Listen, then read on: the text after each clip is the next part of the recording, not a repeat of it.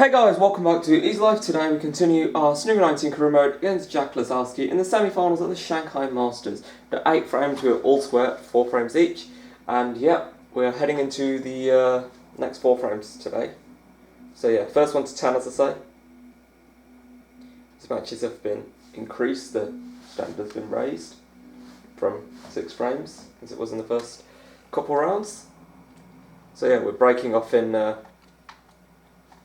frame 9 after a thrilling 8th frame where we made our highest break yet, not just any sort of a break, a 147 break, a very, very good break. It was actually 2 days since I last filmed the last episode, so that's probably a good thing because, okay, you could argue it's a good and a bad thing. You could argue it's a bad thing because I've lost my momentum. I could lose my momentum, and I was obviously in clearly good form to make that break. You could say it's a good thing though. You could say it's bad because I lost my momentum, but you could also say it's a good thing because I won't be overexcited and I'll take this frame carefully and try and focus a bit more on this frame. Which of course I would have wanted to do even if I had continued on the other day. But yeah, so this is effectively like the last frame of the opening session of the Shanghai Masters semi-final. That was a bad miss though. It was a very bad miss. First glance I think we got away with it though. Unless he was going to pop that, which he did. Didn't really think he'd go for it, but you know, the AI are a bit adventurous on this game. So Jack Lisowski gets first chance. He's on a red, I think. I think he can just about get through his gap. I don't know about just about, I think he can definitely get through it.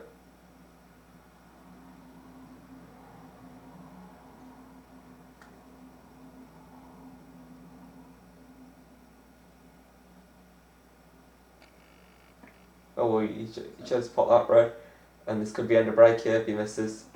Well, he hasn't, he's gone for the green. 10. Fighting hard to keep his break alive. It's going to be a tough break, you'd imagine, with the pink out of commission and with the black tied up. So they're both out of commission, so he's going to have to keep playing it for blue or bulk colour. Brown's pretty much out of commission, so he's limited to 3 colours really. Yellow and green, which are very low value, and blue, which is probably the best choice, and wow. He's limited to 4 colours now with that black open. 21. So this frame's well and truly. Jack's got a good chance now, you'd have to say, to put 27. watching the 147 behind him. Maybe he wasn't too fazed by seeing that break, and yeah, he's come out of the blocks in this frame and started off pretty decent, you'd have to say. Oh, that was an unexpected miss though. 27. Top players very rarely miss balls like that. I did not see that coming. Commentator's curse right there. I just jinxed him basically. The way I say that, maybe I should try that a bit more often. Try and do the commentator's curse. My opponent. Maybe players do in their heads. Commentators curse them. Who knows? Maybe they curse them secretly. Like, you never know. Maybe they're sitting in their chair cursing them, like genuinely praying for them to miss. I don't know. I don't know if players do that. They're certainly hoping. I'd certainly imagine they'd hope that they'd miss. I don't know if they genuinely wish evil on them though. I don't know if they genuinely wish bad luck on their opponent, or if they just hope they'd miss and look for stumbling blocks. Or if they genuinely hope that so it messes them up. Speaking of messing up, we've just messed up after 1 shot, the 1 point scored. Jack's got a tough little red here though. Oh right, okay. I didn't realise that went. You're probably thinking, what's so tough about that red? 16. This red's pretty loose. Imagine he just dropped this in, but okay, he's stunned around for the yellow or brown. Imagine he took the brown. Yeah, he has done. It's got onto a red very nicely. 21. And you have to say now, Jack Lisowski has got the chance he would have wanted in this opening frame. This is exactly what I didn't want last Sunday when I filmed. I fell into a big deficit against Neil Robertson, and that was not pretty. 29. So I'm definitely trying to prevent that from happening again. Well, this red and the black would secure the frame, but I don't really see him extending the break beyond this, so I will be coming back to the table for snookers if I do get a chance. 37. Oh, unless this red goes, passes the blue. which I'm not too sure about, but it might well do. It does. 38. Well, I do hand in my Frame conceded. resignation, if you like, on this frame. I do concede, and I do trial now. We're 5 frames to 4. Jack breaking off in frame 10. 10th frame. Jack Lisowski to go.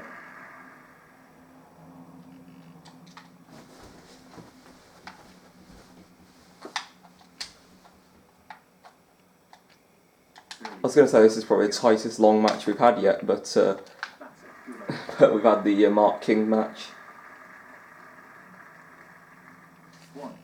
Because the Mark Williams match wasn't tight in the Shanghai Masters last season, nor was the other match, nor was the European Masters final particularly tight. The Neil Robertson match wasn't particularly tight. I just got hammered in that match by a player who was clearly better for majority of the match. But at the end, I did start to put in a bit of a fight, and I didn't let him have the win easily. You know, I didn't just let him easily win that. And man, that was a good shot. So I thought that was missed for a very long time.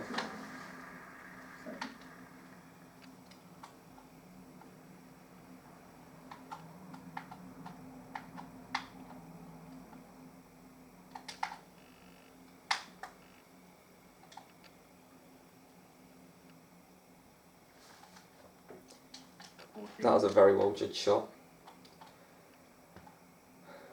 So land nicely on this red. Brush off this red and land hopefully nicely on the black. Like so. 50.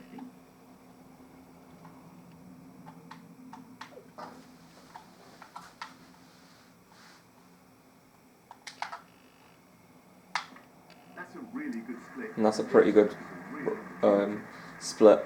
I think that there's a little bit less pressure on me now. I think that my results will start to improve because I'll stop taking undue risks of trying to get a maximum. I mean, that doesn't mean to say I won't try and ever get a maximum. Again, of course I will try for maximums, but my hunger for them will have significantly has been fueled for the time being. So I don't think I will bother trying for the rest of this match unless I get a good chance. Like, obviously it'll be a nice feat to do 2 maximums in 1 match. I don't think it's ever been done professionally. I think it was nearly done professionally. I think Sean Murphy nearly did it once. Or did he do it? Or was it that he nearly did 3 maximums or something against Mark Davis? I don't think Mark Davis has done that. I don't even. I think Mark Davis. I don't know if Mark Davis has even made a maximum. To be fair, I don't mean to. Yeah, he's not won a ranking title. He's not even in the top 16 at the moment. But he's saying he reckons, despite being one of the oldest players on tour, a bit like Ray Reardon, you'd have to say, from back in the 70s, he reckons he's now hitting his peak. He's now playing better than he has in his whole career. He's playing his best snooker now, Davis is. And you know, the same was true of Ray Reardon. He played his best at an older age, and that's when he bloomed, if you like. That's when he started to win. So, you know, maybe Davis will start to win a few titles now. Did Neil Fowles just say that shuts the door on his opponent? I didn't quite hear what he said. He probably just said that's a wonderful shot. Because on some of Captain Goodspeed's videos, Neil Fowles does say some very obscure things like, after a couple of reds, that shuts the door on his opponent in this frame. And I'm just like, Captain Goodspeed's like, yeah, of course it does, or we wish.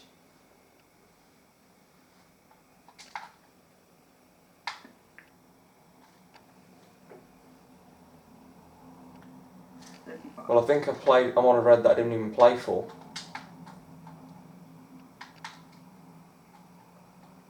I think I'll play for it because I got the black in last time from this position. I just need to be a bit more careful this time over distance. He's attempting to sink this into the left corner pocket. What I don't get with Captain Goodspeed is sometimes you can get a good result playing awful, like literally awful. Yeah, I have to produce big breaks to get the results in. It's kind of a bit frustrating to watch, thinking that he gets an easy ride despite playing terrible. Or maybe he's just talking about himself playing terrible, maybe he's harsh on himself, I don't know. 43. But he doesn't look like he's always... I feel like sometimes he plays the wrong shot, but I can't really be the one to talk. He's won way more titles than I have on this game, so I should just shut my mouth there before just, rather than criticising someone for no reason, even that they've done a good job, why fix what isn't broken, eh? Here's a questionable shot, perhaps. when push comes to shove, I don't really see what else goes other than perhaps this red into the green pocket. So I'm going to take the risk and try and go red into the green pocket up the length of the table. Tough shot coming up, but I think I've landed on it pretty well. Yeah. Or I could take this red into the yellow pocket, probably slightly more optimum. I actually played a good positional shot, you'd have to say, to land on multiple reds, all fairly tricky, all similar, all tricky, or somewhat. None of them are straightforward. Like, none of them are guarantees. All of them are still good chances, and that was a good pot.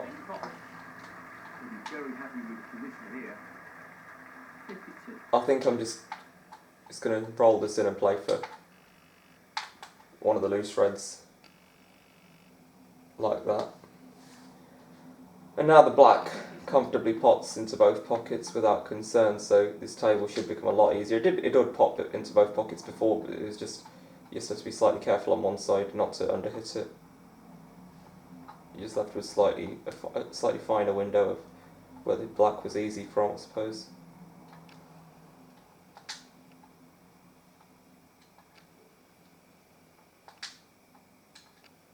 He's looking to pop this into the left corner pocket. No reds kissed. Remarkable. He really looks in fine form at the moment. Absolutely remarkable. Other than the fact that this is slightly missable, it's a pretty good shot, I have to say. Yes, I know this is slightly missable, as I say, but I do imagine myself getting it. So there we go. When I took the shot, I thought, you know what, this might actually be missed. I might have missed this wide, but that was a good shot, and got every chance here of taking the frame. And wow, literally just got the Tour de France going outside my window. It wasn't the Tour de France, but it was a load of people on bikes as if they were doing the Tour de France. Just whizzing past my window. Funny. It's just a funny sight that I didn't expect. Just all of a sudden, the Tour de France. The Tour de France lot. Would like a bounce. I've got a bounce.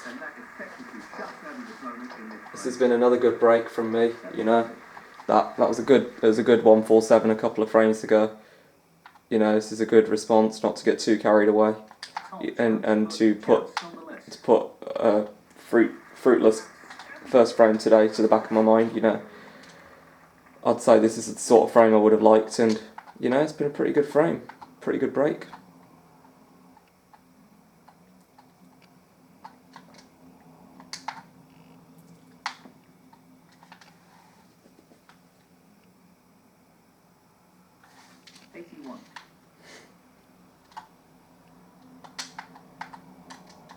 To be played at the right pace.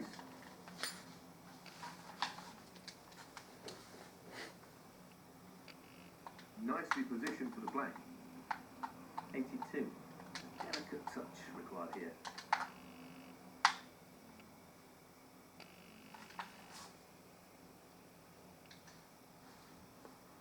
89. And you know, I've taken a lot of blacks in this break.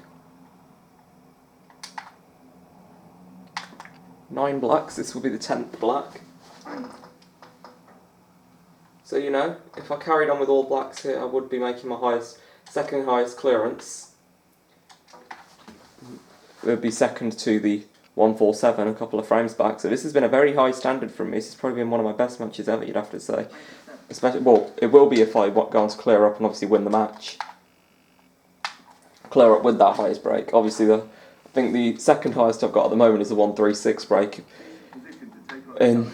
Back in the European Masters, I can't remember who that was against. Or was it off screen? I think I made two. I think I might have made 2 136s. I think I made one off screen. I had a really, really, really good match once against Alan McManus off screen, like making back-to-back centuries at one point at the International Championship. Last 32 match, it was a phenomenal performance. It really was sublime. And then I came up against Neil Robertson and beat him on a decider. Then I suffered that heartbreak against Mark Allen. You know, from 3-0 down, I rallied hard to get back into that to 3-3. And I nearly, you know, it was 4-4. Could argue I could have won that match. And I didn't even realise that we made the century. Just the colours now. So potential 140 clearance on here. 150.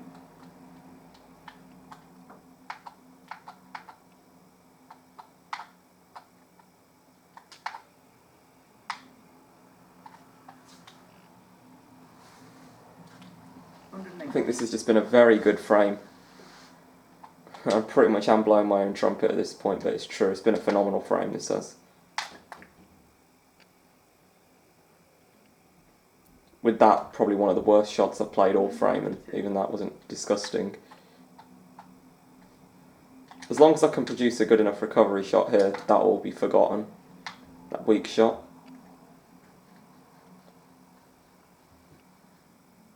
The 140 clearance is going to be extremely tough though, by the looks of it. To pot this pink is a challenge in itself. To get position on the black and then pot the black, whew, I'm asking a lot. Well, it goes. Half a chance here. Nope. Missed the pink, but that break of 127 gives us the 10th frame and we level up. Ronnie O'Sullivan. It's 5-all. Frame conceded. Frame. Ronnie O'Sullivan. And whenever I see 5-5, I just think it's a decider. This isn't a decider. This is weird. This is weird to think that this frame isn't a deciding frame. A very tight match. So, can we take the lead?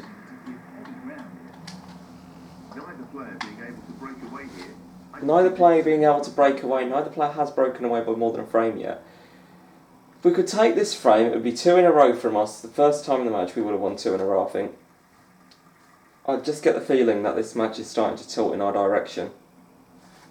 Because, you know, we've played some good frames now. You know, with that 147, which did have a tough ending, we did have to work for that on the last few reds. Which, you know, is expected, it does happen. And that is an absolutely appalling shot. Now, have I gotten away with it? I would have been asking a lot. He's left a tough pink for himself there. And so, you could say that's the next best thing to getting away with it, and I've just realised the scoreboard's not completely on the screen. I'm sorry about the poor angling there. And yeah, I did say we'd gotten away with it, but only to get out of a tough little snooker. Doesn't want to play this with too much pace. So hopefully we can just skim this. We got it out of it. Well, he's got it. We've left a difficult chance. Looks like he's left an opportunity. Left a difficult chance. I'm sure he'll... Well, I'm saying I'm sure he'll get it, but he missed a red into the middle pocket a couple of frames ago. Unexpectedly. Not this time though. And you'd have to say he's got the frame at his mercy here, which is a poor shot from us to not pot that red. If we'd potted that red, we would have been laughing. You know, this could have easily happened a few frames ago on the 147 frame. We took a similar red to the one we just took to open this frame. And the reds all split up nicely for us, and we were on the black into the middle, and the rest is history. We're going to produce a 147 after some good shots around the end of the frame, but still, I don't know. Let's have a look what Jack produces here. Jack Lisowski, probably a much more experienced player in real life now than he was when this game was made. 13. Obviously, he's been in a lot of finals since then, most notably in the most recent season, you know. 3 defeats to Judd Trump in the final, I don't know. I don't know how I feel about losing to my best friend 3 times in a final. I'd have second thoughts about whether he really is a friend, or whether he's just lulling me into a false sense of security. Who knows? That might be Judd Trump's bigger plan, to lull Lisowski into a false sense of security. Are they really friends? Do they hate each other? I don't think so. Well, at the World Championship it would suggest otherwise. I think Jack clearly looks up to Judd. Well, I think if you've been beaten by a player in that many finals, I think you would think that they're better than you. You know, Jack definitely looked up to Judd, you could tell. You know, when they were doing their shots on the exhibition table at the World Championship, when they were doing their punditry, Jack Lisowski messes up a shot. He's like, I'm sure Judd can do it much better than I can, you know. So, you know. 41. But they do have a friendship, you can tell. Meanwhile, the virtual Jack isn't too many shots away from taking this frame. 47. 48. And we're just throwing this frame down the pan, really. 54. Yeah, good shot. Good shot, but not that good. And this is frame ball right here. Miss Pink will give him the 11th frame, and he leads by 6 frames to 5, barring a snooker. If this red goes in, I'll press concede. Well, I would have pressed concede if my controller hadn't disconnected. Frame conceded. I was a bit wary about pressing concede frame because I didn't want my controller to disconnect so badly that I accidentally pressed concede match. That would be heartbreaking. 10-5 at it. I think a 10-5 defeat would be injustice to the way I've played in this match. Well, this is a very, very similar shot to the one in A, the last frame, and B, frame 8, the one where I made a maximum. This is the shot that opened up the maximum. All of a sudden, I feel the pressure is really on me in this frame. I don't want to go 7-5 down. I really don't want to let Jack be the player to break the deadlock, if you like. I want to be the player to do that. I want to go in front. You know? This has been a really tight match. It's like keeping the score 0-0, pulverising him for the full 19 frames. You get the deciding frame, we win. I want him to experience pain. Pretty much just an adaptation of what Terry Silver says from Karate Kid Part 3. Pulverise him for the full 3 minutes, and then sudden death. Keep the score 0-0, then pulverise him for the full 90 minutes, and then sudden death. You get the point, we win. I want him to experience pain. I've watched that film so many times. I think it's an underrated film in that trilogy. The third Part 3. It's just...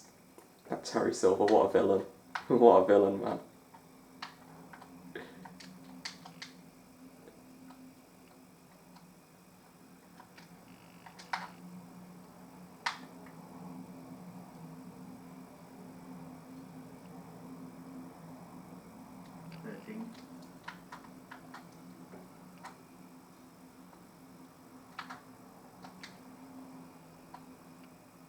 Right, I've got a bit of a conundrum here, because I could... This is a tricky one along the cushion. I don't want to blast this because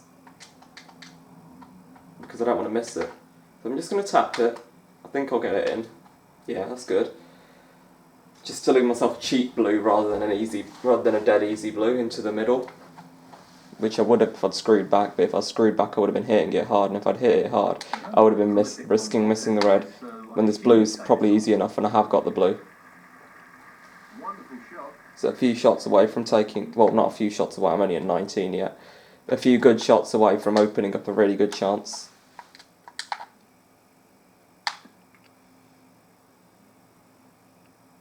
That's ended up more awkward than he would have wanted. And that's not ideal position. I'll tell you that.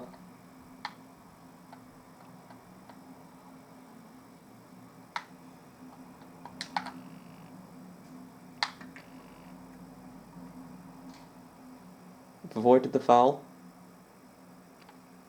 Okay. 25. Right, okay. Could take this plant. Or we could take this thin cut into the middle. Both are risky. I think this plant's pretty good. I think I've got a pretty good chance of getting this plant. I know it sounds ridiculous. Sometimes you just got to be confident with your shot. Confidence is the key sometimes. Nope. Missed it by a mile. So, could this be the moment where Jack Lisowski breaks the deadlock and puts us in trouble? Let's find out. Well, he's got onto the pink and black, or pink anyway.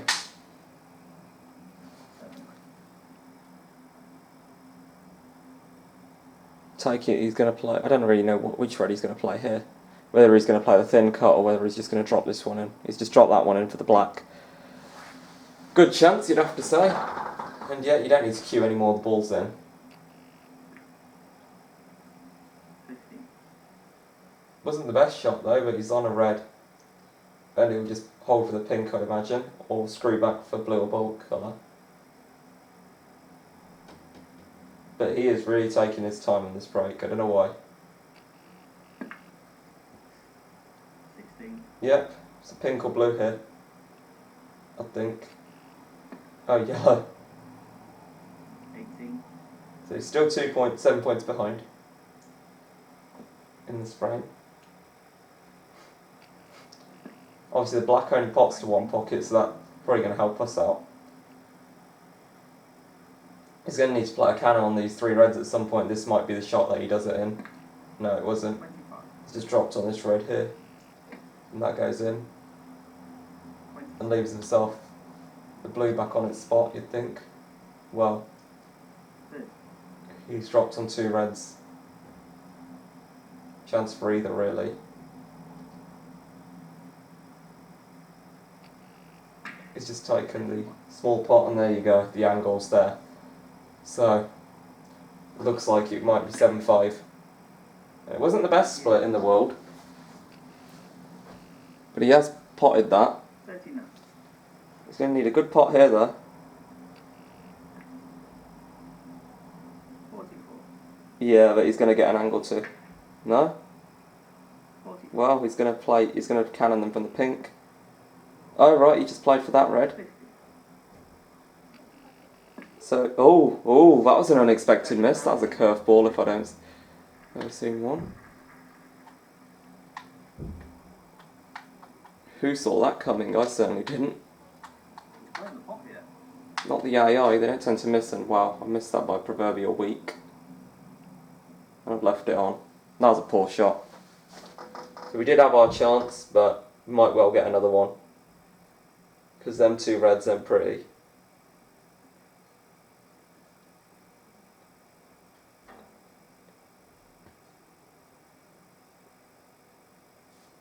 You never know, he might miss this.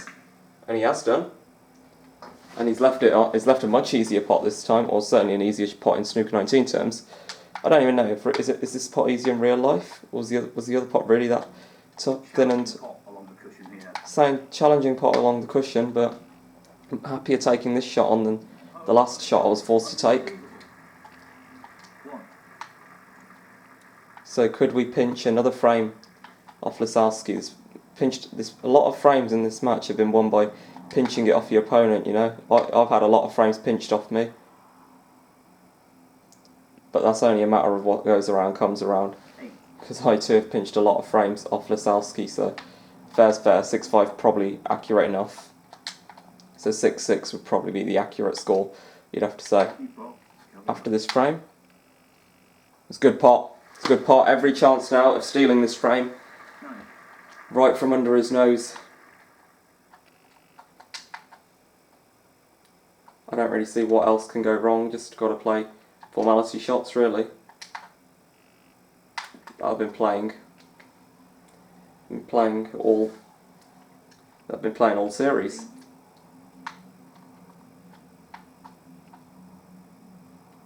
Just like that. My deficit's cut to just 8 points. So I've got freedom to pick with which colours I want, really.